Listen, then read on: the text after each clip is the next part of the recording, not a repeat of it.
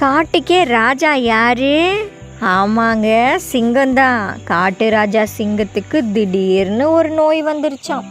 பாவம், அது காட்டுக்குள்ளே எங்கேயுமே போக முடியலையாம். ஒரே இடத்துல படுத்த படுக்கையாக ஆயிடுச்சான். குகையை விட்டு வெளியவே வர முடியலையாங்க. நீண்ட நாளாக படுத்த படுக்கையிலே கிடந்திருக்கு. இருந்தால் கூட ஆனால் கோபம் மட்டும் குறையலாங்க. அந்த சிங்கத்துக்கு நோய் வந்தால் கூட கோபம் மட்டும் குறையலையாம். காட்டில் உள்ள எல்லா மிருகங்களும் சிங்கத்தை வந்து பார்த்துருச்சான்.